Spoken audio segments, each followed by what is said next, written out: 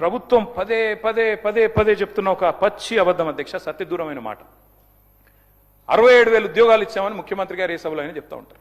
నేను అడుగుతా ఉన్న ముఖ్యమంత్రి గారు, నా దగ్గర మీరు ఇచ్చిన నోటిఫికేషన్ లిస్ట్ కూడా మొత్తం ఉంది, కావాలంటే చదివినిపిమంటే వినిపిస్తాను. మీ ప్రభుత్వం వచ్చినాక ఇచ్చిన నోటిఫికేషన్లు మొత్తం కూడితే ముఖ్యమంత్రి గారు, మీ ప్రభుత్వం వచ్చిన తర్వాత ఇచ్చిన మొత్తం నోటిఫికేషన్లు మొత్తం కూడితే మీరిచ్చింది కేవలం 11,921 ఉద్యోగాలు మాత్రమే.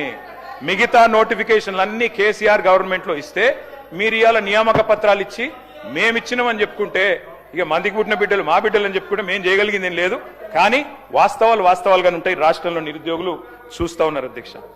అసెంబ్లీ సాక్షిగా పెట్టారు అధ్యక్ష జాబ్ క్యాలెండర్ అని, ఓ ఉత్తుతి క్యాలెండర్ ప్రకటించారు. ఇంతవరకు మీరు చెప్పిన క్యాలెండర్లోని హామీలు కూడా మీరు నిలుపుకోలేదు అధ్యక్ష. ఇంకా విచిత్రం ఏంటంటే ముఖ్యమంత్రి గారు చెప్తున్నారు అధ్యక్ష, వేరే రాష్ట్రాల్లోనేమో ఉద్యోగాలు వేయాలని ధర్నాలు జరుగుతాయి, ఇక్కడ మాత్రం ఉద్యోగాలు ఆపమని ధర్నాలు చేస్తున్నారని చెప్తున్నారు అధ్యక్ష.